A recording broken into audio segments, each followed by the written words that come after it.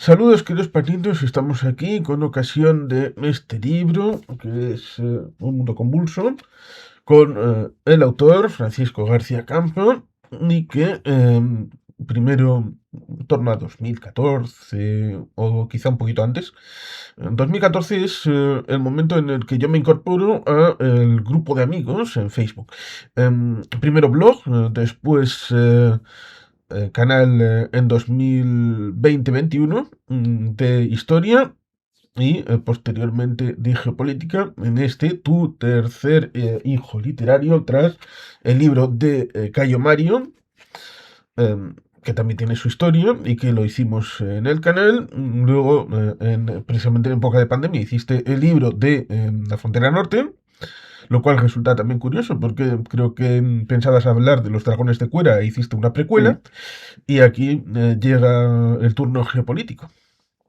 Pues sí, justo. Y bueno, al final todos se vinculan de alguna manera a la geopolítica y al poder, ¿no? De hecho, la frontera norte es la lucha del virreinato de la Nueva España para crear un buffer, un colchón protector de unas posibles incursiones en el norte de otros reinos, de Inglaterra y de Francia, ¿no? En aquellos momentos, y impedir que llegasen por ahí a las minas de plata del norte de México. Es decir, la geopolítica siempre estuvo viva, lo que pasaba es que no se llamaba geopolítica, se llamaba política, se llamaba defensa de tus intereses, pero siempre existió. Y entonces, como muy bien dices, empecé antes del 2014, en el 2011 con el blog, hacia el 2016 con el podcast o por ahí, pero algo muy, muy de vez en cuando. Y hacia el 2019 empecé cada semana un podcast, hasta que con la pandemia, encerrado en casa, empecé a hacer los directos en YouTube y posteriormente el canal de historia se puso en peligro por un programa de actualidad y una sanción. Entonces decidí crear el otro canal, el canal Bellum Artis, Actualidad Militar y Geopolítica, para dividir riesgos, ¿no? Que no me sancionasen el de historia por alguna denuncia. Y ahora son dos canales que, aunque es verdad que uno es el hijo pequeño del otro, la verdad es que estoy muy contento que ya el pequeño ronda los 70.000 seguidores, acercándose a su papá, el canal de historia, que ya supera por poco los 100.000. Sí, ahí está el botón. Ahí detrás, al lado de Ahí, Cayo Mario.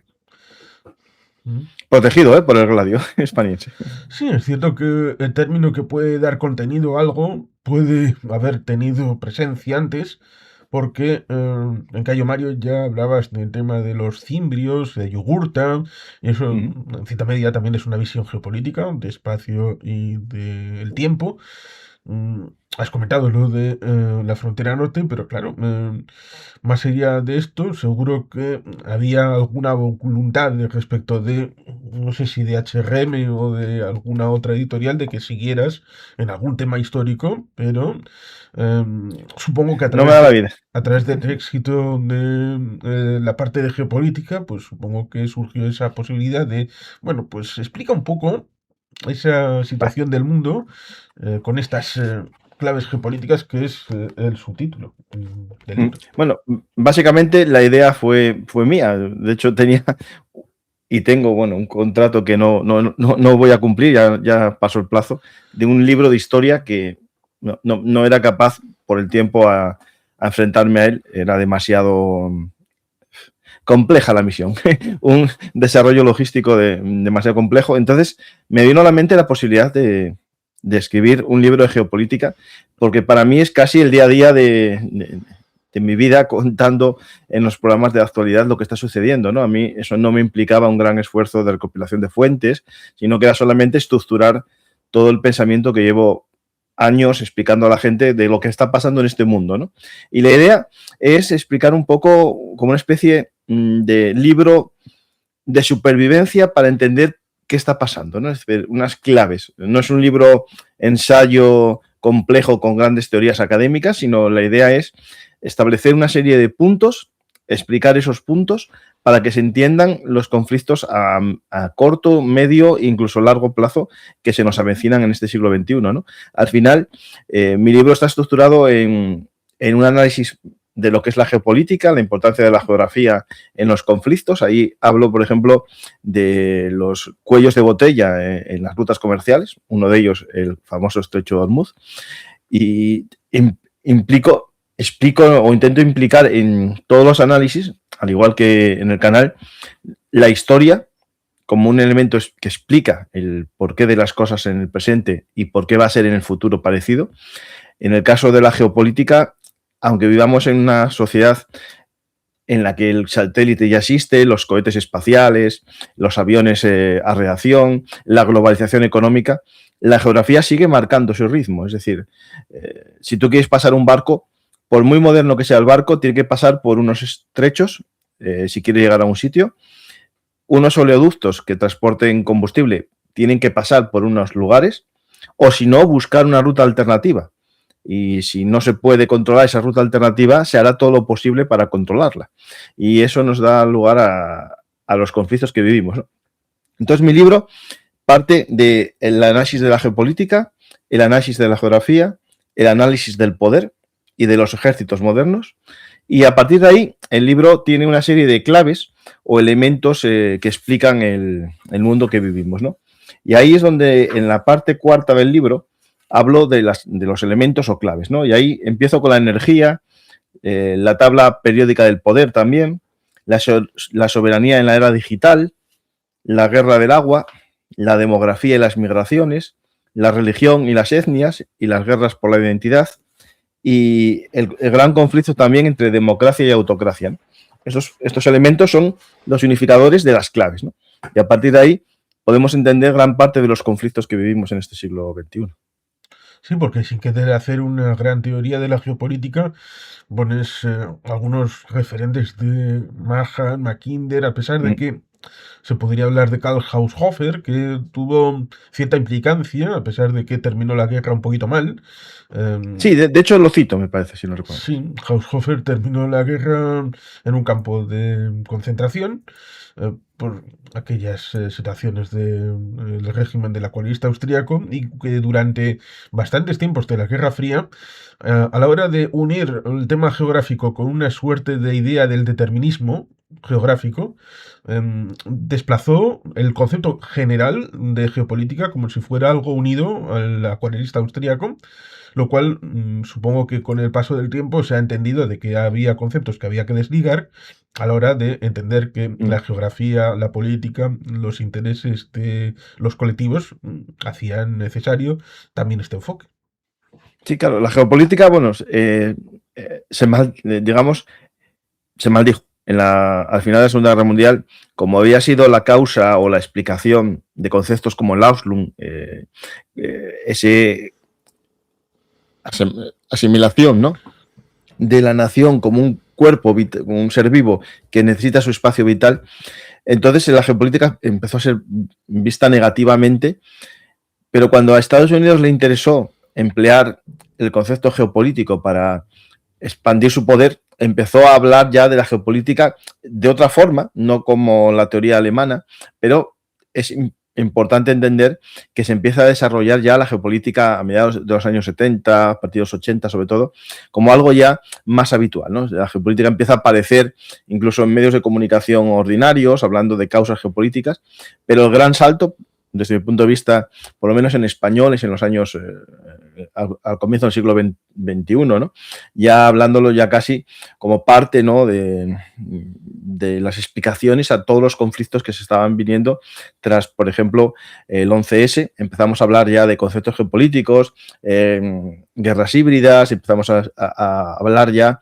de lo que en mi libro intento explicar que es la modernidad, ¿no?, la modernidad de los conflictos que nunca dejaron de existir, aunque hubo ese paréntesis de los felices años 90, en los que parecía que el mundo había acabado la historia, ¿no?, como decía Fukuyama, el fin de la historia, porque no va a haber más guerras, Occidente venció y el mundo iba a ser feliz, en paz y prosperidad, pero la realidad es que era solo un paréntesis en la historia.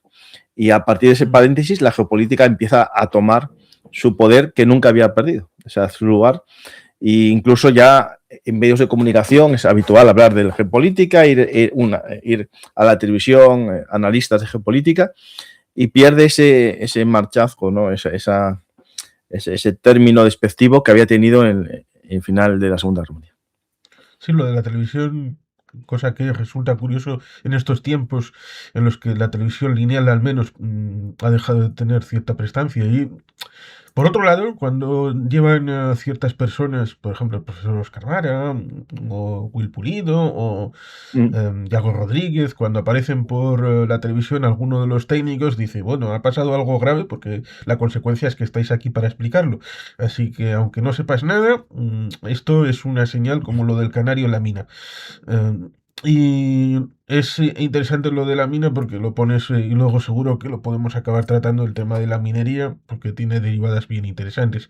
Pero a fin de cuentas, la geopolítica, la geografía, el hecho de que el ser humano con sus pulsiones y emociones es el mismo a lo largo de la historia, está plantado en algunos lugares para su vivencia. Por ejemplo, con respecto de la agricultura, las tierras más fértiles serían inviables a la hora de su utilización. ¿Por qué? Porque estamos construyendo ciudades sobre ellas. Porque evidentemente tenemos la manía de tener digo manía en término un poco irónico, porque claro, el ser humano es un 70% Necesita. agua, es el 70% agua, con lo cual necesita tener una fuente de agua relativamente cerca, y eso son ríos, un tema de agua dulce, lagos, y luego, aparte de las ciudades, para el tema agrícola hay que utilizar otro tipo de tierras que no estén en el ámbito urbano, con lo cual esa implantación sobre el terreno y luego el tema que vas desgranando respecto de los insumos que necesitan esas sociedades, el tema alimenticio, luego ya el tema de valor añadido a través de los elementos que puedan necesitar la propia construcción, que necesita materiales, luego ya la creación respecto de ciertas industrias, esto deviene de procesos de miles de años, ¿no? Sí, bueno, el ser humano es un proceso, digamos, constante y continuo, ¿no? Y la historia, sobre todo la arqueología, nos demuestra cómo sobre un pueblo se construye otro, y va mostrando el paso de las culturas, el paso de las naciones en un territorio, ¿no?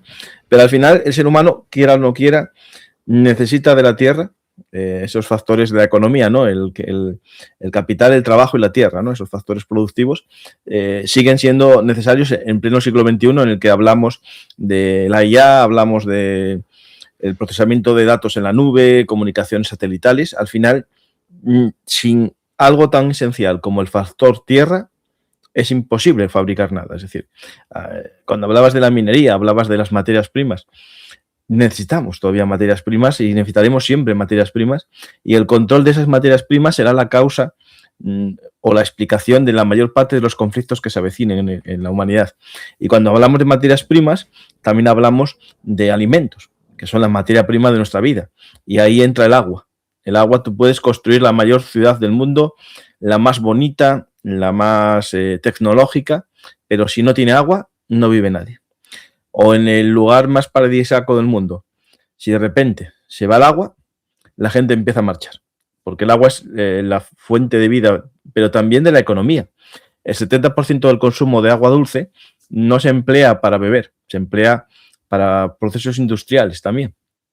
Ahí metemos también la agricultura, ¿no? Por lo tanto, el agua es esencial en una ciudad, en el desarrollo de una ciudad es esencial las materias primas, y todo eso explica los conflictos por el control de rutas comerciales, y agua, y también de la minería, ¿no? Y aquí, por ejemplo, me viene a la cabeza ahora mismo Oriente Medio. Todo el mundo se está fijando en el petróleo, en la subida del precio del petróleo, pero lo que más está amenazando ahora mismo Irán a sus vecinos, y acaba de atacar hoy en Kuwait, es a una desalinizadora. ¿Por qué? Porque esos países árabes crearon grandes ciudades, fueron capaces de, con dinero del petróleo, construir megaciudades, pero todas dependen del agua, y el agua natural allí no llega ni a cubrir el 20% de las necesidades de esas ciudades. Y para ello construyeron una red de purificadoras, desalinizadoras de agua, que dan de beber o alimentan a las ciudades en torno al 70 o el 80% de cada ciudad del Golfo, ¿no? Y eso es un objetivo militar.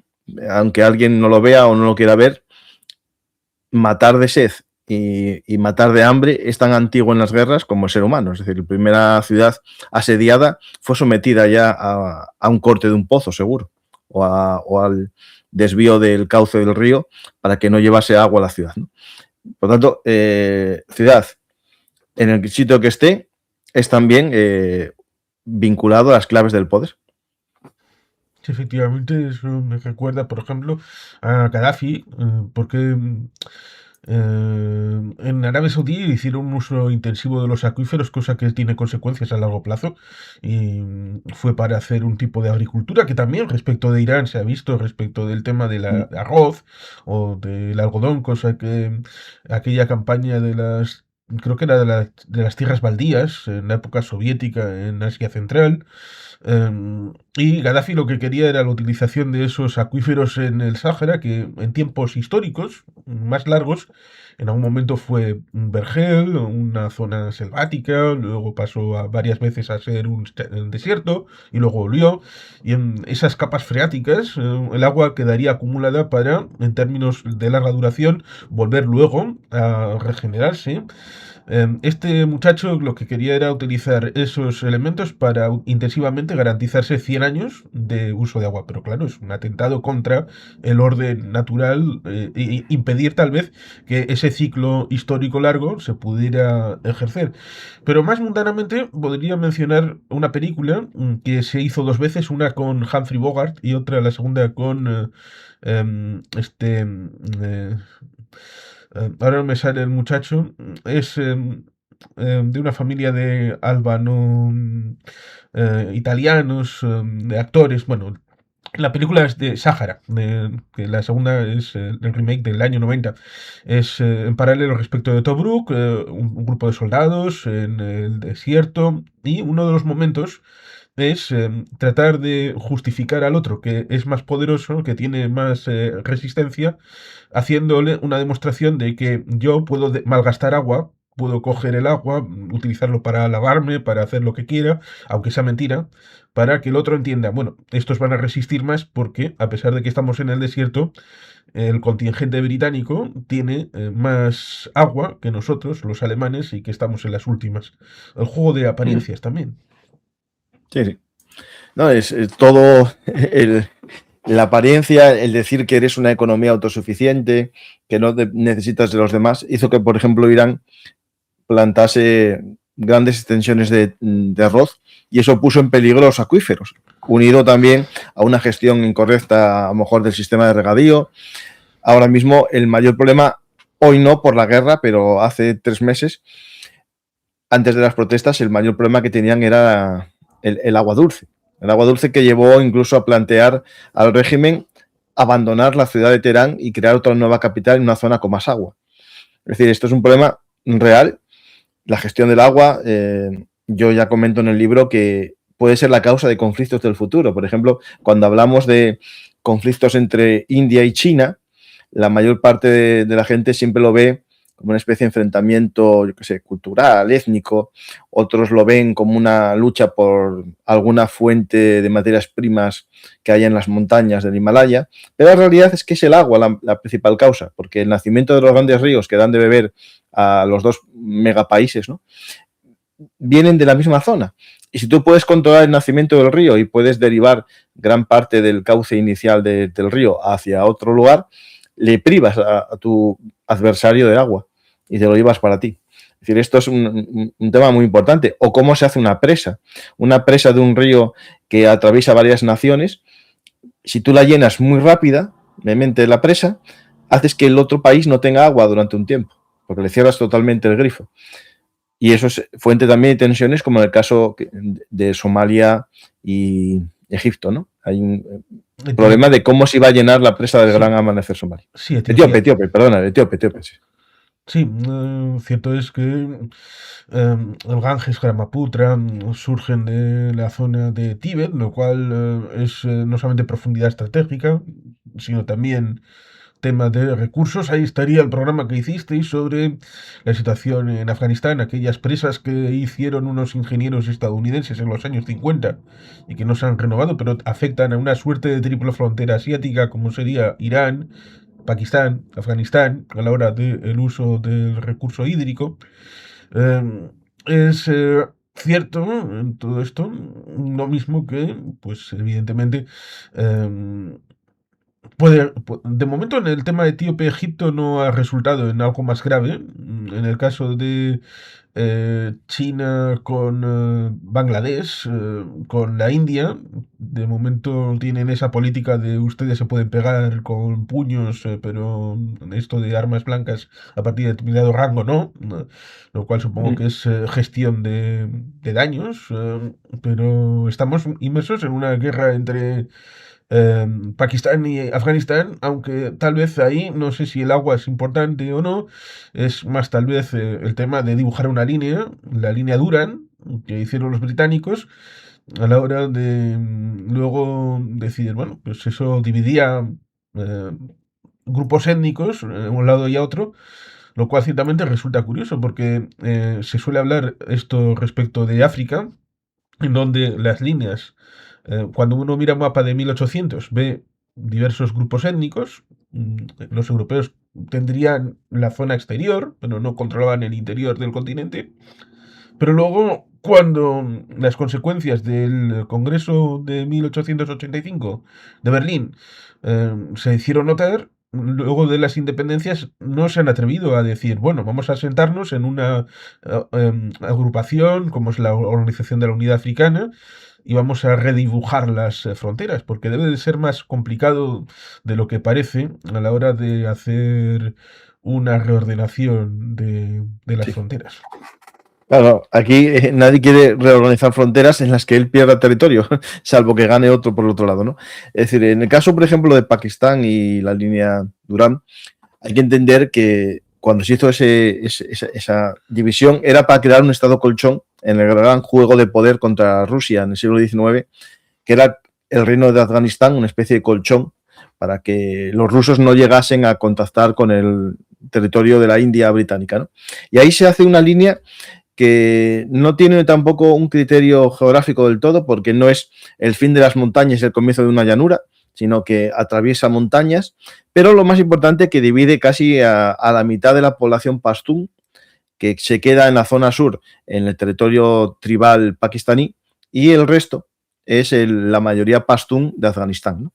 Por tanto, un pastún de Afganistán tiene más que ver culturalmente con cualquier pastún pakistaní que con cualquier afgano de origen no pastún, ¿no? Es decir, esto es muy importante entender esa división étnica que hace que países no sean viables internamente, pero también hace que otros países vecinos no sean viables porque tienen una fuerza centrífuga que haga, cuando le interese al país más potente, moverse como excusa de una posible operación especial, como el caso, por ejemplo, de la minoría rusa en los territorios exsoviéticos, por ejemplo, en los países bálticos, en Ucrania o en Georgia, ¿no? Es decir, al final, tú tener una minoría, sobre todo si está bien acomodada en una zona, ¿no? En un territorio concreto, no dispersos, sino en una zona que tú puedes decir que están siendo violentados, ¿no?, por la mayoría social del país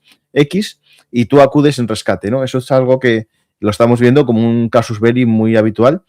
Por otro lado, tenemos también la división colonial que generó grandes conflictos en el siglo XX, por ejemplo, el Oriente Medio, como tras la caída del Imperio Otomano se divide Asia, digamos, Oriente Medio, Oriente Próximo, ¿no?, como queramos denominarlo, en unas líneas que tenían poco de naturales y poco de étnicas, ¿no? Casi fue la solución de un diplomático que en una tarde lo solucionó, como dijo él, ¿no? Ridley Picot. Uno de ellos, creo que fue Ridley, dijo que en una tarde lo solucioné y ya está hecho. Y la realidad no soluciona nada porque vivimos casi 100 años después el conflicto de esa extraña demarcación de territorios, ¿no? Y por otro lado tenemos África, que es lo mismo. Al final es un mapa étnico previo, tribal, que se estructuró en la costa y líneas hacia el interior, que fue más o menos la expansión colonial europea, y al acabar las potencias europeas, la mayor parte de los países actuales africanos son herederos de una división territorial o administrativa de Francia o de los británicos. Y eso nos lleva a que haya etnias que tienen más que ver con su vecino que con su propio país, o países que no tienen nada en común porque casi están divididos mitad y mitad entre dos grupos étnicos que por ellos estarían viviendo por separado, ¿no? Y esto nos lleva a la explicación de la mayor parte de los conflictos africanos, que se les suma no solamente componentes étnicos, sino también muchas veces el más preocupante, que es el componente religioso, que a veces coincide con que una etnia es de una creencia y otra de otra, pero en otros casos es meramente un enfrentamiento religioso, que con el crecimiento del yihadismo global, ¿no? Ese yihadismo que tiene como objetivo un califato a nivel mundial, se está haciendo más posible. Por ejemplo, que tanto Al-Qaeda como el ISIS tengan filiales en el Sahel, nos explica cómo este yihadismo global tiene también mucho de geopolítico, ¿no? Cómo va expandiéndose, creando franquicias para aprovechar donde hay un estado fallido para crecer. Esto es como un parásito que está en un cuerpo. Si el cuerpo es sano y joven, no pasa nada, pero si el cuerpo empieza a envejecer o empieza a tener debilidad, es cuando se expande.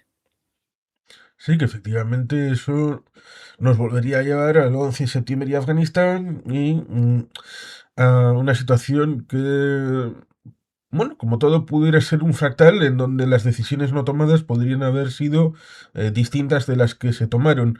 Eh, por ejemplo, con respecto de lo de la posible traslación de la capital en Irán, dicen que el presidente, que en teoría no es nadie, fue desautorizado por algunos de la Guardia Revolucionaria por determinadas cuestiones hace no demasiado tiempo, dijo, Pezeshkian, que quería trasladar la capital a Chandahar, que es una ciudad que estaría, curiosamente, en la zona baluche, que es una zona que está entre la zona de Pakistán y la zona de Irán. Hicisteis un programa, Mariano y tú, acerca de ese atentado que sucedió en el homenaje a Soleimani, que fue liquidado en el aeropuerto internacional, y que, como pasó con el Crocus, parece que los líderes políticos, tanto de Teherán como de Moscú, estaban empeñados en decir, no, esto no es lo que parece, cuando lo que parecía era evidentemente que tenía que ver con ISIS-K y este tipo de movimientos, a pesar de que les viene mal con la narrativa a la hora de explicar determinados sucesos, y ahí entraría el tema de la propaganda. Claro, en el tema de las fronteras, a Irán le viene mal a la hora de redibujarla porque tiene un cinturón externo de agentes que no son persas, que serían desde turcomanos, baluches, árabes, suníes, kurdos, azeríes. em, eh, pero si nos ponemos en fronteras, porque sí, Siria es un país que está de nombre de toda la vida, pero las fronteras actuales de Siria no se corresponderían con el país que fue creado después del acuerdo Sykes-Picot. Irak tendría 100 años, como mucho, uniendo Mosul, que en teoría era para los franceses, pero luego los británicos dijeron, aquí hay petróleo, vamos a quedarnos nosotros. Y les regalaron a los franceses, te vamos a dar un territorio de Subus aquí alegremente, que serían los Altos del Golán, que en teoría estaría con el territorio del mandato de Palestina, pero en 1922, en compensación, se lo dan. El muchacho del que usted me habla, es el que arregló todo esto a la tarde. Claro, como los británicos habían hecho un montón de promesas, esto es como si Donald Trump, que evidentemente tiene diversas mujeres a lo largo de su vida, imagínate que se hubieran encontrado todas en la misma habitación. Eso habría sido un problema. Pues para los británicos parecido. Hay todas las promesas, si se encontraran todos los prometidos en la misma habitación, entonces habría problemas porque la colusión de intereses respecto a todas las promesas, y eso es lo que pasó. De ahí va, pues vale, hemos creado dos países en la península arábiga porque le hemos prometido a dos personas de dos diferentes familias, pero claro, hay una tercera que también le he prometido algo, así que a ver, a este le doy, me creo el reino de Irak, vale, le doy a este, pero me queda otro, a ver, ¿cómo se lo hago? Pues desligo la mitad del otro lado del Jordán y me creo el reino hashemita de Transjordania. Y todo el mundo feliz. Ya, todo el mundo feliz, menos cuando hablas con el Haganá, el Palmaj, que igual encuentran territorio sagrado judío al otro lado del río Jordán. Con lo cual ahí la situación resulta complicada y compleja a la hora de gestionar grupos humanos. Y que evidentemente en África nos encontraríamos con esa intervención en donde normalmente se pone el foco en malvados occidentales, estos capitalistas, imperialistas, hablando de la pena, la culpa que podemos tener los europeos sobre nuestro imperialismo. Pero claro, el más actual sería el imperialismo de los rusos, de los chinos, y eso deviene otra vez respecto del 11 de septiembre, porque te acordarás que entre abril y julio del año 2001 hubo un incidente en la isla de Hainan, en el que un caza chocó con un caza chino, chocó con un avión de espionaje, para que andarnos con medias tintas, estadounidense. Ese incidente podría haber devenido en un choque geopolítico entre los Estados Unidos y China, lo cual supongo que habría derivado en consecuencias económicas, políticas, militares, industriales, en un momento en el que China era percibida de una manera, pero el haber atajado esa situación de lo que es 25 años después, pero intervino el 11 de septiembre y derivó lo que hubiera sido un choque geopolítico entre China y Estados Unidos, en que Estados Unidos se fue al tema árabe, musulmán, Oriente Medio, y tiró por ahí las consecuencias globales. Es que todo es una especie de avispero que a veces está tranquilo, pero vale una pequeña gota, agitar un poco ese avispero y todo se activa. Lo digo porque en este mundo que vivimos, ¿no? Al final, como decía Goebbels, existen odios, yo no tengo que inventarlos, sino solamente aumentar los que ya existen, ¿no? Al final, sabiendo que el mundo es así y tenemos estos lugares complejos, pues ahí entran en juego las potencias que quieran beneficiarse, ¿no? Por ejemplo, si yo sé que en Francia lleva mucho tiempo en la zona del Sahel, que hay gente que tiene prejuicios contra Francia, fundados en parte, pero también exagerados por otros lados, ¿no? Y al final yo puedo crear un relato en el que Francia solamente quiere robarlos y no os aporta nada, aunque sea falso, aunque veamos la balanza y a lo mejor todavía aportan más en ayuda internacional que lo que sacan, ¿no? Pero yo lo creo, hago canales de YouTube, canales de Facebook y voy generando un discurso contra Francia para después expulsar a Francia y ser yo el que lleve las materias primas de ese territorio, ¿no? Al final, Níger, por ejemplo, el interés que tiene Rusia en esa zona, aparte de crear una presión en la zona sur de Europa y presionar migratoriamente, a lo mejor algún día a los países del Magreb para que a su vez presionen a España y a Europa, también está en Níger el uranio que se vendía a Francia, ¿no? Y al final, entre que controlan Níger, entre que controlan el uranio propio en Rusia y el que tiene en Kazajistán en parte también, pues al final existe casi un monopolio ruso del uranio. Es decir, que también es un problema que hay con las centrales nucleares, algo que trato en mi libro. El problema que tenemos de todos los puntos de vista es cómo se juega con el relato por intereses geopolíticos. Y ahí, en intereses geopolíticos, está el hecho de que no hay amigos ni aliados, hay intereses, ¿no? Que dicen algunos en un pragmatismo 100%, para mí, demasiado materialista, ¿no? Esta relación. Yo sí creo que tiene que haber alianzas entre naciones que comparten formas de ver el mundo, porque para mí el gran enfrentamiento que hay, y no se nos puede olvidar, es entre democracias y autoritarismo. Es algo que las democracias estamos perdiendo, van disminuyendo los países democráticos en los últimos años y aumentando las autocracias o las democracias débiles, ¿no? O democracias falsas, que hacen que la gente vota, pero no hay una verdadera separación de poderes, no hay una verdadera libertad de expresión y el resultado electoral siempre es el mismo porque al final siempre gana el partido, ¿no?, que se presenta, ¿no? El hecho de votar, por ejemplo, en Irán hay votaciones. Eso sí, solo puedes votar a los candidatos aprobados por el régimen. Entonces, claro, al final, si democracia decimos que es votar, Irán es una democracia. Si la democracia es el respeto a la dignidad del individuo por separado, uno a uno, y no formando parte de colectivos, pues no sería una democracia, ¿no? Es decir, lo importante es entender ese conflicto. Y ese conflicto, cómo se está combatiendo a día de hoy.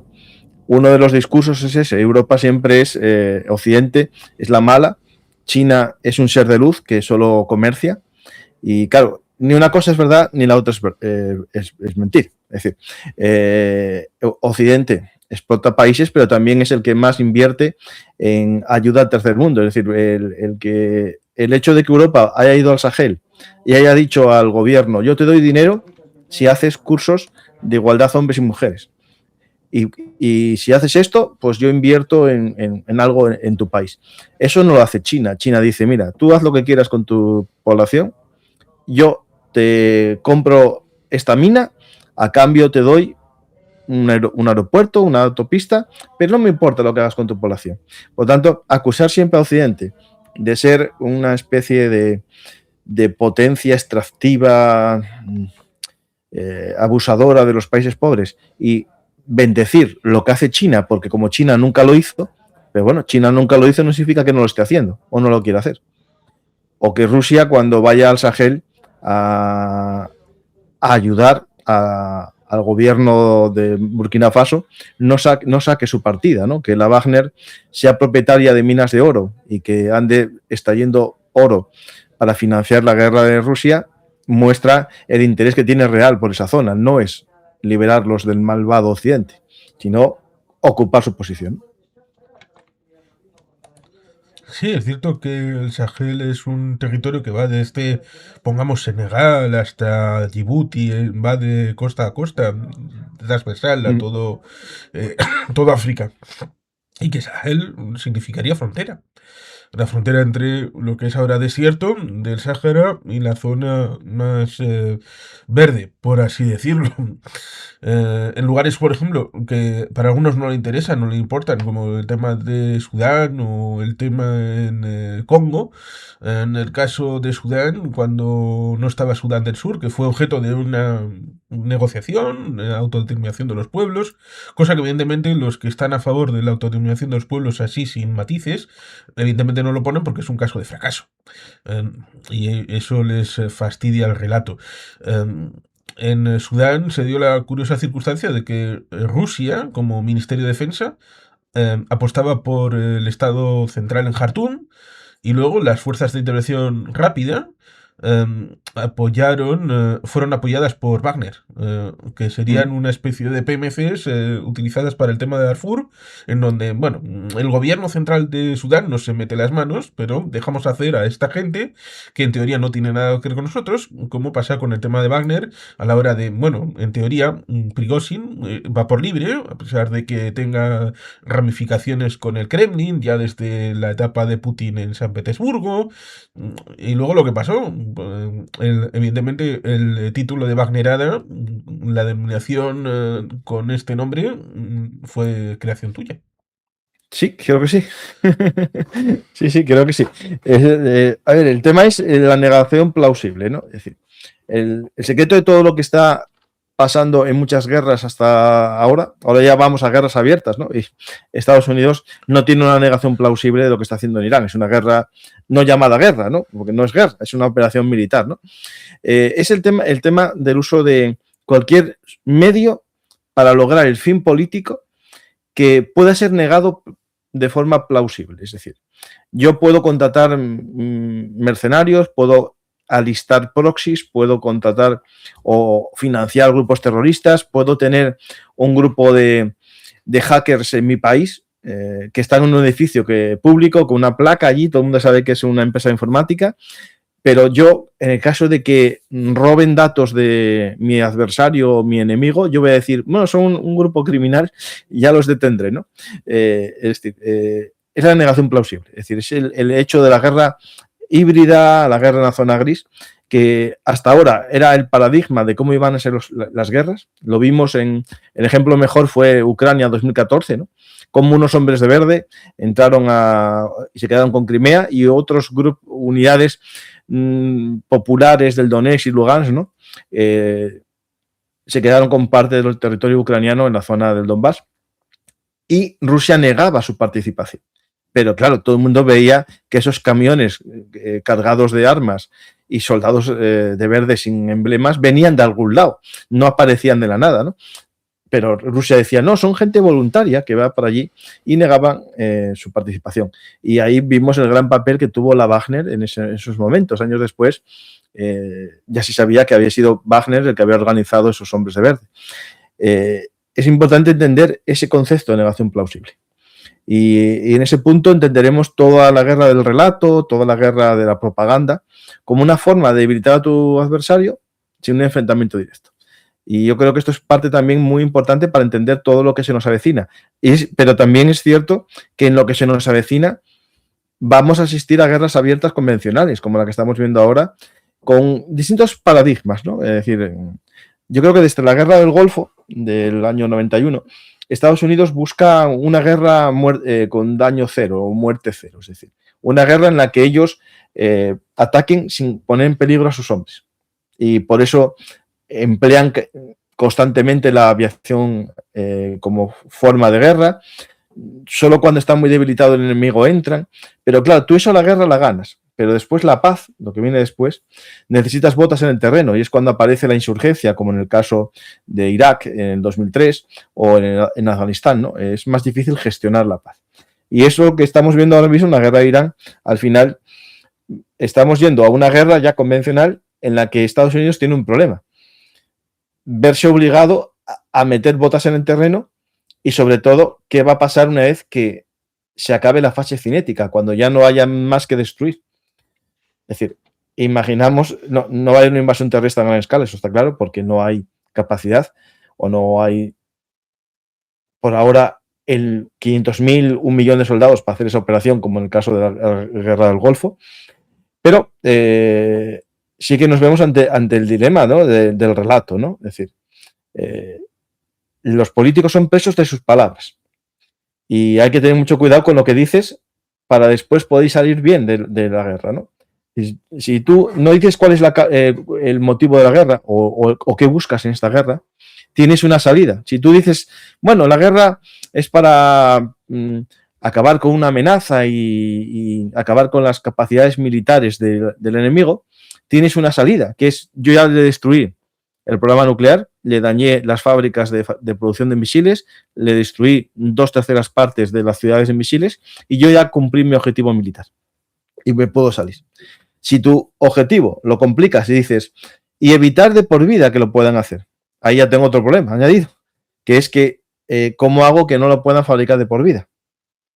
¿Cómo limito esa capacidad? Entonces me veo atado a tener que negociar con Irán una forma de que no lo hagan. O decir que dentro de X tiempo volveré a destruir sus capacidades, como pasó, yo creo, en la guerra de los 12 días en el 2025 y volvimos a esta guerra porque no se había acabado el trabajo. Y lo último sería meter factores como acabar con el régimen, ¿no? Poner un sistema democrático en Irán. Claro, eso ya me complica mucho más, porque si no consigo ese objetivo y me salgo de la guerra, soy víctima de mis propias palabras. Por eso, si te fijas, últimamente, o dicen muchas cosas para que ninguna sea cierta, van cambiando el relato y lo intentan construir, como el caso ruso, ¿no? El caso ruso al principio hablaba de defender la integridad territorial de Donetsk y Lugansk. Posteriormente, cuando atacaron Kiev, algunos ya hablaban de crear un estado títere, pero Rusia nunca lo dijo así descaradamente. Solo cuando empezaron a perder y empezaron a anexionar territorios y a decir que ya no los devolverían jamás, tampoco dijeron claro cuál es su objetivo. ¿Por qué? Porque así nunca eres perdedor. Porque nunca nadie te va a decir que no lo gastes el objetivo. Sí, ahí suelo traer a colación un filósofo español, como es Ortega y Gasset, que decía, no sabemos lo que nos pasa y eso es lo que nos pasa. A veces la falta de un diagnóstico, que en parte viene porque los actores no dicen la verdad o dicen muchas cosas y eso hace que sea imposible de detectar, lo cual... podría poner secuencialmente 3 ejemplos. 1943, a finales del 43, en Estados Unidos ya estaban planificando cómo sería la ocupación de Alemania y Japón, lo cual estamos hablando de un periodo de prácticamente 2 años antes de que esto se implementara, lo cual evidentemente es planificación a largo plazo, es saber un poco por dónde va a poder uno establecerse, porque la ocupación finalmente se hizo. En el ámbito de 2003 se dijo, bueno, George Bush no tenía ningún plan a la hora de la ocupación que fuera tangible, que fuera realista, pero hizo un debate público.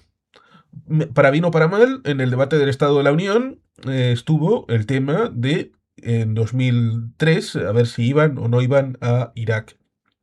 Ciertos con mentiras. El tema de la torta amarilla, el tema de Níger, que lo mencionamos antes respecto de la situación en el Sahel, en Francia, Framatome, Rosatom, que tiene bastante que ver. Mintió, sí.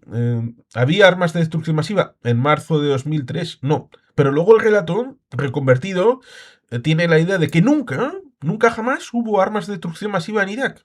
Lo cual, en cierta medida, es un poco irónico porque Donald Rumsfeld podía decir, sabemos recientemente que hubo armas de destrucción masiva porque tenemos los albaranes. Aquí se las hemos comprado a nuestros, se la han comprado a nuestros fabricantes. Y los kurdos saben perfectamente en el 87-88 que Que lo había armas de probaron. destrucción masiva. O Irak existió. Pero claro, la parte positiva ahora sería que George Bush, mal que bien, envió a Colin Powell a una sesión del Consejo de Seguridad y explicó algunas cosas que estaban mal, pero las explicó. Hubo un debate público. Ahora con esta situación, con Donald Trump, pues te encuentras con declaraciones de hace tan solo 9 meses de algún alto cargo que digan, oye, qué mal si hubiera estado Kamala Harris, estaríamos en una guerra con bombardeos aéreos e incluso la posibilidad de entrar con botas sobre el terreno. Y te encuentras con, hombre, está Donald Trump y está a punto de hacer eso. Con lo cual, hombre, le estás echando en cara un asunto interno a tu rival, poniéndole de belicista, de que es el amante de la guerra, el que le gusta enviar a los soldados estadounidenses a morir, y al final es lo que acabas haciendo tú. Pero la gente dice, no, esto es del segundo mandato. En el primero, por mucho que me pudiera gustar, el hecho de trasladar la capital formal reconocida de Tel Aviv a Jerusalén, también haciendo una tontería, porque el Imperio Otomano entregó unos consulados generales a unos determinados países y al fusionar el consulado general de Jerusalén de Estados Unidos con la embajada y anularlo, el consulado general, pues estás perdiendo una capacidad del país que otros no tienen. Con lo cual ya eso genera una disfunción interna, pero también externa respecto de, oye, esto va a tener consecuencias, ¿eh? Igual habrá algún actor en el mundo árabe que no le guste, o lo de matar a Soleimani y las otras personas que también fueron liquidadas a pesar de que eran tentáculos de la fuerza Quds que estaban por ahí. Lo cual, evidentemente, junto a otros elementos ya en el primer mandato, hacían, bueno, esto tendrá consecuencias, ¿eh? Pero la gente parece que el discurso naif pacifista de Donald Trump, pues lo veían así como, bueno, es distinto de Bush, es distinto de Clinton, es distinto de todos estos presidentes anteriores. Bueno, los presidentes anteriores explicaban las cosas, para bien o para mal, pero este está en el mundo del oscurantismo. Tal vez por eso, causas como la de Epstein, pues dice, bueno, aquí que se desclasifique todo, pero Pam Bondi me lo va limpiando un poquito para que estas cosas queden en el cuarto oscuro. Sí, sí. No, es un tema complicado porque cuando Trump promete, ¿no?, en su campaña electoral ser aislacionista, ser contra el Deep State, ¿no?, también contra el líder del casi de lo que se llama el movimiento QAnon, ¿no?, es decir, contra todo ese conjunto de poderes ocultos en Estados Unidos que siempre llevan a las guerras y al intervencionismo, y él es el referente. Y ahora hace una guerra que no se había atrevido ningún presidente de Estados Unidos, es difícil de digerir, ¿no? Y intentar buscar explicaciones de todo tipo. Aparece el caso Epstein, que le presionan con eso. ¿Qué interés tiene Estados Unidos en esta guerra? Está claro que Israel tiene un interés defensivo claro y meridiano, pero Estados Unidos, ¿por qué se mete? Los países árabes parece que no querían, pero todos en el fondo deseaban destruir a Irán. El que más lo está reconociendo es casi ahora mismo Arabia Saudí, que está diciendo ya que acaben el trabajo. Es muy complejo. Lo que pasa es que Donald Trump va siempre a el tú más, en este caso el tú más es siempre Biden. Lo acaba de citar antes de ayer en un discurso diciendo que el peor presidente de la historia de Estados Unidos era un perdedor y él era un vencedor, ¿no? Porque él es un vencedor al que le lame el culo el presidente heredero, el príncipe heredero de Arabia Saudí. Es decir, es un personaje, sabemos todos cómo es, pero él juega esas dinámicas, ¿no? De intentar mover tantos platos en el aire, ¿no? Tantas pelotas y mantenerse con ellas en la mano. Es decir, es un trilero también y es un trilero de la política. Entonces él mueve todo esto que comentas, esos críticas, esos juegos para que mientras oyes que está recordando que el culpable de todo es Biden, tú no te des cuenta que él ahora mismo está haciendo lo que dice que Biden iba a hacer. Es decir, es un juego importante de malabares políticos, ¿no? Aparte, una forma de ser muy peculiar la de él. Hoy mismo salí bailando en un acto muy solemne. Es muy difícil de intentar, ¿cómo se puede decir? Analizar lo que va a pasar cuando el que manda es una persona como Donald Trump. Es muy complicado. De hecho, lo que estamos viendo de la guerra de Irán, en la fase aérea es perfecta, es una coreografía militar, pero claro, parece que no estaba pensado todo para una fase terrestre. O pensaban que iba a caer el régimen rápidamente, o él prohibió al gobierno, al Pentágono, hacer un plan terrestre para abrir el estrecho de Hormuz. Es decir, tú y yo, que somos, o sea, analistas, pero no somos grandes especialistas, ¿no? Del Pentágono, ¿no? Sabíamos que iban a cerrar el estrecho de Hormuz, eso lo veíamos como algo evidente. Y que un país se ponga a una operación militar sin tener dragaminas. Estados Unidos solo tiene 4 dragaminas. España tiene 6, para que veamos un poco la gran diferencia de medios, ¿no? Estados Unidos tiene casi las mismas dragaminas que España. Y hacer una operación en el estrecho de Hormuz sin tener la posibilidad de limpiar las minas es algo que es muy impulsivo. Y eso no creo que haya sido cosa del Pentágono, eso ha sido cosa de la persona, del presidente, que dijo, no, esto en 2 días se rinde. ¿Engañado por qué? ¿Subestimó los datos de información o alguien le dijo que no, que iban a caer? A lo mejor los israelíes les dijeron que iban a caer rápidamente, no lo sé. Pero los israelíes no creo que sean así, porque ellos llevan toda la vida luchando con Irán y saben que no va a caer de un día para otro. Estamos ante un conflicto extraño, pero es extraño porque también el que está al mando es extraño. Sí, donde efectivamente la articulación de elementos, creo que sueles hablar del triángulo respecto de resistir en una guerra o a participar Sí, en una guerra. la trilogía de Clausewitz, sí. Sí, de gobierno, ejército y pueblo. A veces se ha fiado respecto de lo que lo poderoso pudiera hacer sin tener una herramienta. Lo digo desde el punto de vista, por ejemplo, histórico en el ámbito vasco, de lo local a lo global, cosa que se decía en los años 60. Piensa en local, actúa en global. Había figuras como el padre Larramendi o los hermanos Garat.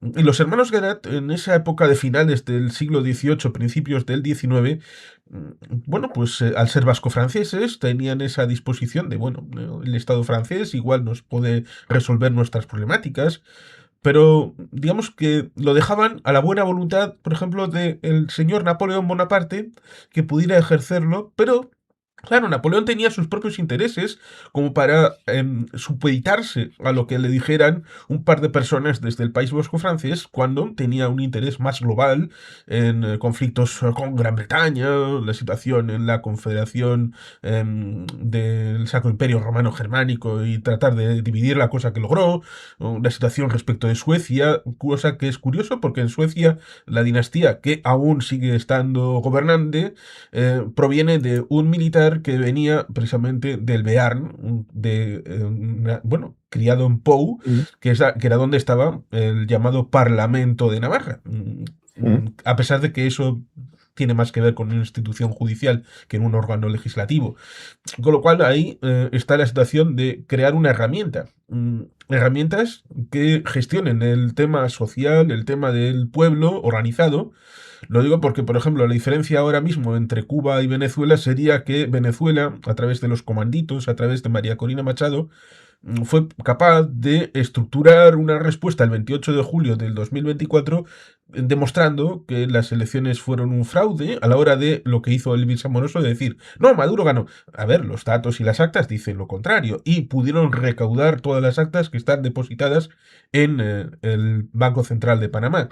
En el caso de Cuba, al ser la tercera generación viviendo en una dictadura, tienen pocas personas el recuerdo de lo que había antes. Ya no creo que haya muchas personas que tengan la vivencia de haber vivido en una Cuba, llamémosle democrática, con todos los peros que pudiera haber antes del 59, con el tema de Batista, pero con una Cuba distinta. En el caso de Venezuela, sí, hay un recuerdo respecto de lo que fue la terminación de la Cuarta República. Y ahí tendríamos esa distinción respecto de sociedad civil organizada o sociedad reprimida. Cuando hace unos días estaba en una charla sobre el tema de Cuba en el casco viejo de Bilbao, me estaba resultando parecido a lo que habría escuchado respecto del año 86, hace 40 años, de alguien que hubiera venido de Polonia, o de Checoslovaquia, o de Rumanía, de lo que sucedió detrás del telón de acero. A veces, aquí también el tema del juego de poder es distinto, pero igual a la hora de la utilización de las personas como elemento base. Y esto lo podemos conectar también con el ámbito europeo. Donald Trump puede llegar a ser una bendición para Europa, siempre y cuando nosotros asumamos nuestra propia realidad a la hora de construir nuestro propio espacio, que sería también el de la Europa de defensa, pero claro, con ese precedente como fue la Comunidad Europea de Defensa del 52-54, que fracasó también por elementos geopolíticos. Los franceses, que fueron los últimos en ratificar, tenían problemas en Dien Bien Phu, pidieron sopitas a los estadounidenses dijeron, tenéis la OTAN, así que no me vengáis con estas vainas, así que se decidió por los extremos, lo cual resulta curioso y paradójico porque los extremos en aquel momento eran los golistas y los comunistas, y ahora hay un estrecho planteamiento a la hora de lo que sucede en la Asamblea Nacional Francesa, en que también los extremos vuelven a imposibilitar el tema de la evolución política en Francia, en el que Mélenchon y Bardella estarían cortocircuitando las posibilidades de Francia, como lo fue también en el pasado. Supongo que por eso a veces se dice que la historia rima. Bueno, claro, es que el tema, la historia rima porque el ser humano es el mismo, aunque cambie nuestra forma de vestir y nuestra forma, digamos, de pensar, nuestra mentalidad. El ser humano es muy constante, es decir, al final las pasiones que mueven al mundo son similares. La historia no se repite, pero rima, eso justo es importante. Pero hablando, dejando política, dejando otros puntos, yo creo que es importante recordar que el ser humano quiere vivir de una manera determinada en cada época, y esa manera determinada en cada época hace que la geopolítica se repita por el deseo de producir productos, tener riquezas, y eso hace que al final, si algo se necesita para un proceso industrial, imagínate en aquel momento, ¿cómo se llamaba? El Purex, que era un tinte que eran famosos los púnicos, ¿no? Los cartagineses. Movió guerras, hubo guerras por su control.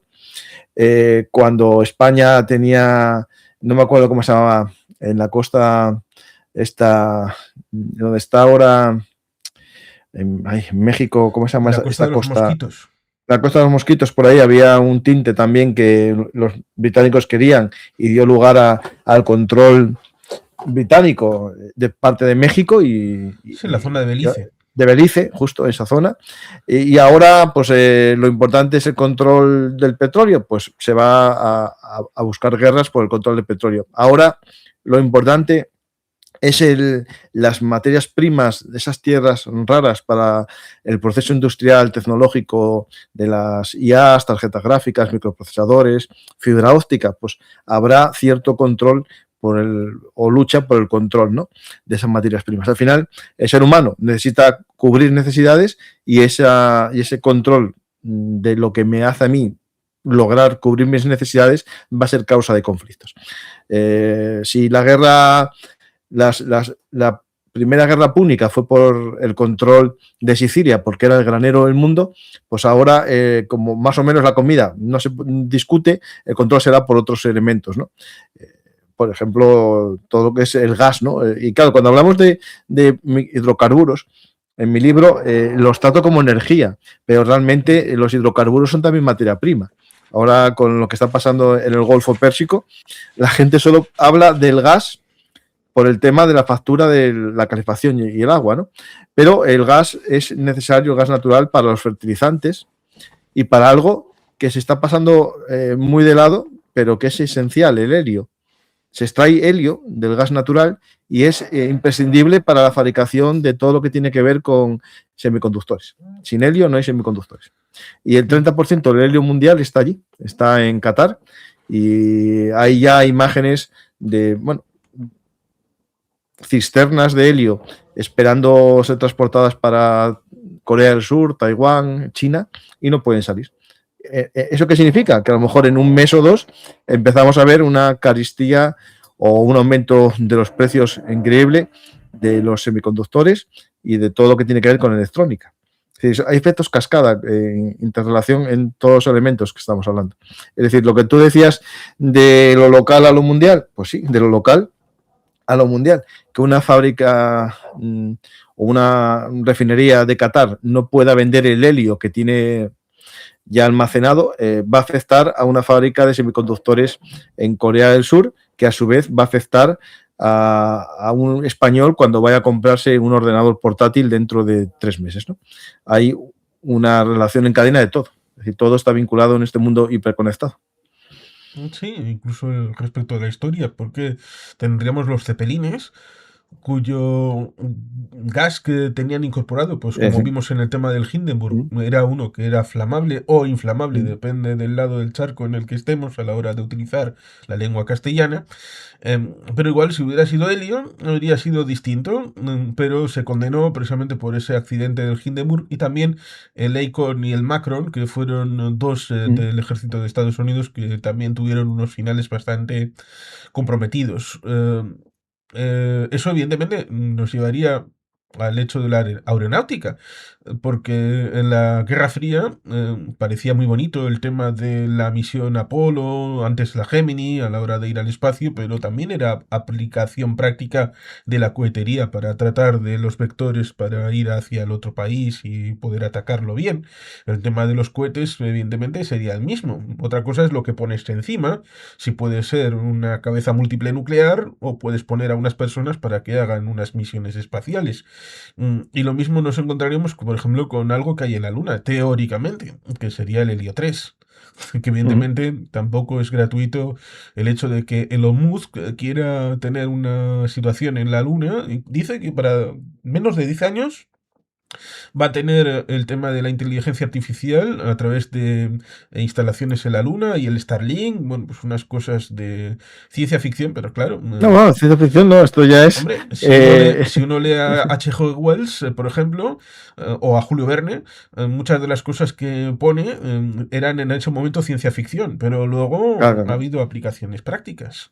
Bueno, había ciencia ficción, pero ya había personas que pensaban eso, ¿no? Es decir, el submarino ya estaba pensado conceptos. Lo que él hacía era extender más allá el uso, ¿no? Es decir, esto que dice Elon Musk es factible, sí. Ahora, mira, China está probando ya centros de proceso de datos. Para no gastar mucha agua dulce, los están hundiendo en el agua del mar. Están haciéndolos submarinos, metiéndolos en el agua del mar para que sea el mismo agua del mar el que los refrigere. Es decir, ya hay de todo. Y el espacio tiene esa ventaja que está muy frío, no hay polvo, hay sol 24 horas y al final tú tienes siempre un panel solar dando energía a un centro de datos, ¿no? Eso sí, vamos a ser 100% dependientes en ese proceso de datos de la empresa de Elon Musk, porque vamos a comprarle a él el programa informático, el uso, pero también la conexión a Internet. Entonces, claro, esto se complica, ¿no? El poder, por ejemplo, de las empresas, ¿no? De esas empresas tecnológicas que en las películas, en los libros de ciencia ficción, ya algunas de ellas tenían su propia fuerza por encima de los estados, ¿no? Son más fuertes que algunos estados, muchas empresas. Y eso nos va a llevar también a unos paradigmas de guerras económicas apoyadas por países, ¿no? Si Estados Unidos tiene una empresa tecnológica que precisa algo, ¿quién no nos va a decir que haga una guerra por controlarlas, ¿no? Igual que, acuérdate de aquellas guerras de las repúblicas bananeras, ¿no? Cuando una empresa americana tenía un problema en un lugar donde tenía su plantación de bananas, se hacía un golpe de Estado y se ponía una república bananera, ¿no? Para que fuese fiel a la empresa. La United Fruit Company, año 54, Jacobo Arbenz en Guatemala. Sí, sí. Es decir, eso sí, no es algo nuevo, ¿no? Esto ya nos suena, es algo que se repetirá, seguro. Pues después en el libro así cosas que podamos destacar. Yo creo que vimos todos los puntos que estábamos ya tratando. Bueno, está el tema de la energía, el tema de la tabla periódica del poder, la soberanía de la era digital, el tema del agua, la demografía y las migraciones, cosa que es utilizada políticamente por los dos extremos, sí, lo cual resulta curioso porque la política en Dinamarca ha obviado ya esto. Sí, la izquierda tiene un mensaje. Tiene un mensaje que. La primera ministra socialdemócrata tiene un mensaje bastante claro, hasta el punto de que en las recientes elecciones no se ha hablado del tema de demografía y migraciones, porque parece que ya hay un nuevo consenso, cosa que en otros países no sucede. No, ahí ya han supuesto, bueno, que la migración tiene que estar controlada para no producir el problema del choque cultural. Es decir, la migración es necesaria, pero claro, toda sociedad tiene un tope de choque cultural. Es decir, cuando por un proceso migratorio, que en teoría es para salvar una sociedad de un envejecimiento, corres el riesgo de que cambie la sociedad y no sea la de origen, ¿qué sentido tuvo? Es decir, si el objetivo es metemos migración para que la economía siga funcionando, se paguen las pensiones y que siga existiendo la sociedad receptora, cuando la nueva cultura que viene es incompatible o totalmente distinta a la que había de origen, va a llevar al cambio. Y entonces cuando te das cuenta que a lo mejor fue una política nefasta. Pero eso no significa que no haya migración. No, la migración tiene que estar controlada y regulada. Y eso es algo que hay que separarnos del discurso de la extrema izquierda de puertas abiertas a la extrema derecha de ninguna puerta abierta. Tiene que haber un sentido común, pero siempre a lo mejor buscando eso, que no cambie la sociedad, porque ya no tiene sentido desde el punto de vista de una nación-estado, porque una nación-estado no solamente es un estado, es una nación. Y una nación tiene unos elementos étnicos, culturales y, bueno, puedo decir hasta religiosos en cuanto a la cultura que asocias a una religión, ¿no? Es decir, Europa es lo que es porque tiene un contexto histórico y ahora me podrá insultar alguno, pero la realidad es que Europa se construye en el judeocristianismo y si eso desaparece porque seamos la sociedad atea, no significa que pierdas el valor que llevó a esa sociedad. Pero claro, si metes otra cultura totalmente distinta, sí que se puede cambiar la sociedad. No sé si me estoy explicando sin meterme en un berenjenal muy grande en cuanto al problema que tiene el no control de fronteras, pero también el control excesivo de fronteras nos llevará a un envejecimiento, a puestos de trabajo no ocupados, que quién sabe también, y esto es algo que hay que reflexionar, si dentro de 10 años o 15 años el problema que estamos hablando es distinto. A lo mejor dentro de 15 años lo que sobran o lo que faltan son puestos de trabajo. Es decir, a lo mejor con la automatización, las IAs, los robots, va a haber puestos de trabajo que ahora no tenemos gente para que trabaje, pero es que a lo mejor dentro de 10 años o 15 no va a hacer falta gente para que trabaje. Sí. Se puede automatizar procesos muy rutinarios, trabajos rutinarios se pueden automatizar. Esto es igual que decir, no, mira, necesito 20 trabajadores para el peaje de la autopista. Vale, sí, hace 30 años lo sabía. Ahora no hay nadie trabajando en los peajes de las autopistas. Hay uno para llevar el mantenimiento. La autopista sigue funcionando, lo que no necesito es los humanos. No sé si el ejemplo lo estoy poniendo fácil, pero es que va a suceder. Los robots van a quitar puestos de trabajo muy cualificados, la IA. La IA va a quitar puestos de trabajo, por ejemplo, de abogados. Puede que en un bufete, en vez de haber 5, haya 3, porque se haga más rápido las búsquedas de jurisprudencia, se automatice la demanda, pero también con el paso a la robotización y a la automatización mozos de almacén van a desaparecer puestos de trabajo vinculados a la conducción. Vamos a ver, siento decirlo, pero a lo mejor dentro de 20 años no va a haber necesidad de taxistas, porque va a haber coches autónomos. Y la gente puede que no tenga coche porque el coche le venga a buscar. Es decir, esto va a cambiar el mundo entero. Y partir de premisas a cortoplacistas no son solución, hay que pensar también un poco a medio plazo, ¿no? No sé si con esto estoy explicando un poco el problema que tenemos las sociedades en cuanto a la migración. En el concepto de migración, desde el punto de vista de la política interna, esto puede llevar a conflictos sociales muy grandes, pero sobre todo yo me fijo en el tema, a lo mejor, geopolítico, ¿no? Cuando hablé antes de Georgia, que tiene una minoría étnica rusa, minoría nacional rusa, porque étnicos son los mismos, los rusos que los georgianos o que cualquier pueblo de la zona, es una espada de Damocles. Tienes ahí un grupo que pueden pedir, ¿no? O ayudar a tu bando, ¿no? Pues también puede pasar en estos momentos. Imagínate, que, yo qué sé, un caso, ¿no? que León se vayan a vivir todos a Asturias. Y de repente Asturias diga, no, yo no quiero nada con León. Pero claro, los de León, que son de origen, los asturianos que son de origen leonés, van a querer otro punto de vista. Y eso nos va a llevar a conflictos civiles que tienen que ver con elementos geopolíticos. También eso hay que tener en cuenta. Sí, o que todos los gallegos que viven en el País Vasco se juntaran en Baracaldo y quisieran una ciudad libre, independiente. Claro, Bueno, de gallega, sí. sí. Sí. Hubo un momento, esto es una curiosidad, que llegaron a pedir que el pregón de las fiestas en Baracaldo fuera hecho en gallego. Con lo cual hay unos cuantos. Pero sí es No, cierto si que son el muchos, tema. claro. Sí. Si son el 70% gallegos, claro, ahí Bueno, en aquel caso hay motivo. era una cuestión de respeto y de convivencia, y dado que normalmente no se hace, pues ese año dijeron, bueno, pues este año lo hagamos en gallego.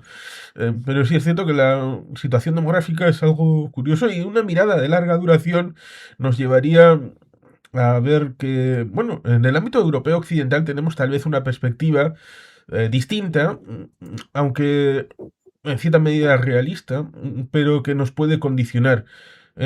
Las migraciones, sobre todo de campo-ciudad, cosa que hará que las guerras en el futuro sean bastante urbanas, cosa que, por ejemplo, Sí, Mariano nos completamente. podría explicar la situación en Grozny, tanto la primera como la segunda guerra en el caso de Chechenia, como que terminó Grozny tanto en una como en otra.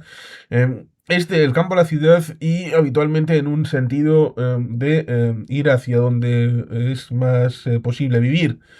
Esto en el ámbito europeo occidental tenemos un problema que fue el tema de la Alta Edad Media. Desde la colusión de la finalización del Imperio Romano de Occidente, que se suele poner 476, la caída de Rómulo Augustulo, a pesar de que creo que en el canal de historias bélicas que merecen ser contadas, hubo un programa con José Sotochica que explicó bastante bien cómo fue esa finalización desde comienzos del siglo V, 400 y pico, con la potenciación de ciudades como Rávena, el ir hacia localidades que eran autocéfalas, es decir, domus particulares de gente rica Sí. que tenían, bueno, eso prefiguraba ya lo que acabará siendo el tema de feudal, la Alta Edad Media, es decir, no hay un momento en el que anoche por última hora me acosté de la edad antigua, me acosté romano y hoy por la mañana ya soy feudal, ya soy Edad Media.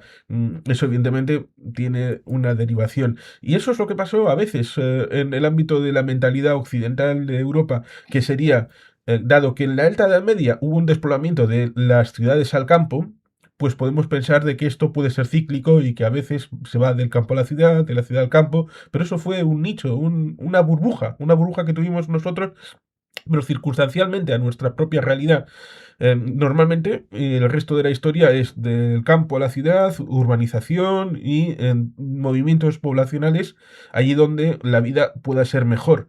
Esto evidentemente desde el punto de vista de Europa, que aquí ha pasado todo Dios, desde las invasiones indoarias, luego pasó aquella situación que tiene que ver con el tema del cambio climático, que ha habido muchos a lo largo de la historia, que presionó a determinados colectivos que estaban en Asia para que estos presionaran a otros y al final eso impactó sobre el Imperio Romano a la hora de esa finalización. ¿Y qué decir de la península ibérica? Si aquí ha pasado todo Dios, norte-sur, a la hora del estrecho de Gibraltar, los Pirineos, era un lugar de tránsito y algunos se quedaron, otros pasaron. Por lo tanto, el mestizaje es una realidad histórica, como para ponernos rigoristas respecto de no, esto ha sido así, puro, siempre, de toda la vida.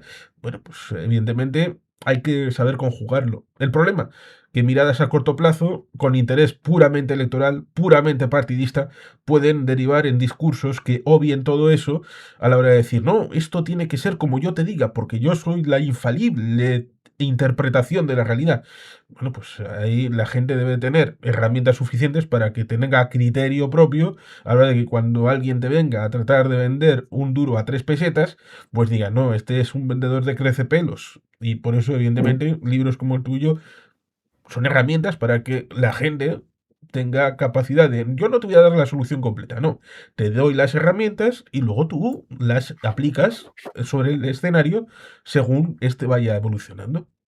Esa es la idea, unas claves, unas herramientas para que cada uno se construya su propio pensamiento y que analice los datos que va a ver en el libro y después verá reflejado de alguna manera en el quehacer diario, ¿no? En su vida cotidiana y especialmente en las noticias va a ver y va a poder tener una herramienta. No es, esto es mi pensamiento y tú tienes que pensar como yo, no. Esto es unas claves, unos elementos y analizas. Y bueno, empezaré ahora a hacer una segunda parte. No es la que está anunciada en el libro, es otra distinta. Sí, porque al fin y al cabo, y esto seguro que lo has visto respecto de la guerra en Ucrania, cosa que ya va para... Bueno, estamos en el quinto 5 año. años de guerra ya. Sí, ya 4 años enteros cumplidos. La situación que se avizoraba respecto de esos mensajes, precisamente de desnazificación, cuando ellos tenían un problema de nazismo dentro, y ahí hay una bonita foto de León de Grell con Dugin en el año 93 en Marbella, para demostrarlo. Pues esos relatos, evidentemente, son vende humo, crece pelo, a la hora de elementos que, como diría Xavier Ormachea, presidente de la Fundación Equialde, de relación desde 2002 con Ucrania, Ucrania y Belarus eran los dos únicos lugares que no habían basculado definitivamente del ámbito geopolítico en el siglo XXI. Cosa que evidentemente el Kremlin le interesaba mucho, no el territorio, no la lucha por el territorio, sino por decir que Ucrania no existe, nunca existió, y evidentemente ahí estaría el tema del mundo normativo o el mundo no basado en reglas, en el que había reglas, eh, y como esto puede servir para muchas cosas, el tema del espacio ultraterrestre con el tema de Elon Musk, pues a ver cómo lo gestionamos. El tema de la presencia en la Luna o de la proyección respecto de Marte son elementos que en algún momento van a funcionar respecto de algo que haya que solucionarlo, porque la situación de la ONU en el 67 respecto de ese tratado internacional, pues, casi podemos encontrarlo en paralelo con el 94, el Memorándum de Budapest, en donde, bueno, los 5 grandes del Consejo de Seguridad firmaron la integridad territorial de Ucrania, pero luego lo que pasó en 2014 y en Minsk 1 y Minsk 2, que en la práctica fue comprar tiempo a la hora de que el ejército ucraniano se volviera a reconfigurar de alguna manera. Cosa que le habíamos vendido la burra en esos 10 años, bueno, 20 años, del 94 al 2014, de usted desármese, sea como en Occidente, tenga un ejército para desfilar o para enviar a misiones humanitarias y seremos todos felices. Pero luego nos encontramos con que Rusia no estaba en ese combo, que Putin estaba en lo de 2008 con Georgia y estaba en otras cosas y al final por esto se puede resumir en una cosa bastante curiosa. Alemania se nos llevó por belicismo a 2 guerras mundiales y nos ha llevado a una tercera por su pacifismo. Sí, sí. Básicamente los réditos de la paz, ¿no? Toda esa bonanza que tuvimos y suerte que vivimos aquí desde que nos nacimos nosotros a nivel europeo de una no guerra entre estados. Hubo la guerra civil de Yugoslavia y punto. Nos llevó a pensar que las guerras iban a acabar y que era el fin de los grandes conflictos, los ejércitos a lo mejor no servían para nada. Se había hablado incluso el presidente actual en su primera candidatura de quitar el Ministerio de Defensa y llamarlo de otra manera, porque no iba a haber guerras.